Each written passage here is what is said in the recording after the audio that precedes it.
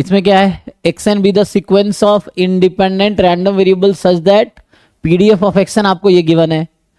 तो यहां से क्या समझ आ रहा है कि ये जो xn है, this xn has distribution exponential with rate 1/λn, यही है।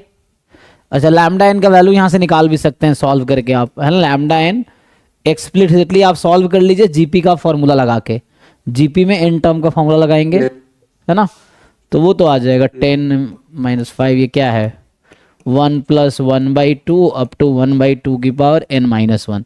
तो जीपी का फॉर्मूला आगे इसको एक्सप्लिसिटली सॉल्व कर लीजिए, पहले ये एक्सप्लिसिटली सॉल्व कर लो। अब क्या पूछ रहा है आपसे, xn converges in distribution to 0, ये पूछ रहा है कि जो xn है कन्वर्जेस इन डिस्ट्रीब्यूशन टू 0।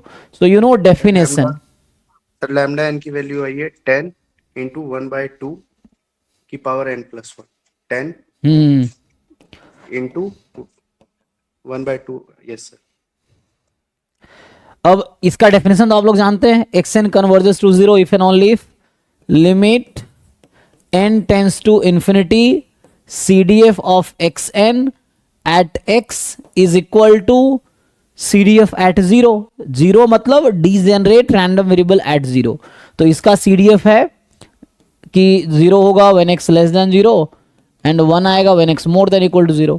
तो अगर ये आता है तो इसका मतलब है कि यस, ठीक है, तो यही आएगा 1 आएगा, कहने का मतलब ये है 1 आएगा for x more than equal to 0, क्योंकि यहाँ x more than equal to 0 है। तो बस इसमें n टेंस टू, इसका CDF लिख लो, xn का CDF तो आप सब जानते ही हो, तो ये हो जाएगा 1 - e की power -x upon lambda n।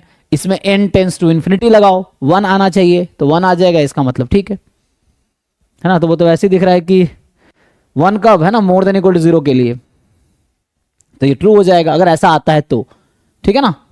सो वैसा आएगा तो ट्रू हो जाएगा, नहीं तो फॉल्स होगा। ये है, जब तक सॉल्व करके देखो, अभी क्लास में जिन लोगों ने नहीं सॉल्व किया अभी सॉल्व कर लो, ये है।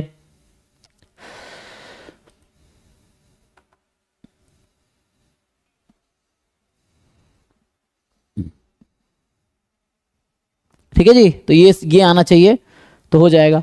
कह रहा है xn कन्वर्जेस इन प्रोबेबिलिटी 0, तो अगर a ट्रू होगा तो b पक्का ट्रू होगा, क्योंकि एक थ्योरम होता है कि xn converges in distribution to some constant k if and only if जी xn converges in probability to k।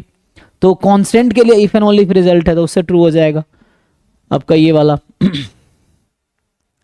And ठीक है, थर्ड ऑप्शन में क्या है, सो थर्ड वाला कह रहा है xn converges in distribution to a random variable having Poisson distribution with mean 10।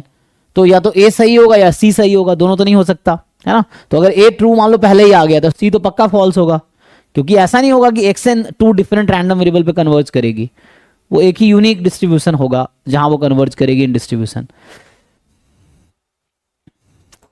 ठीक है।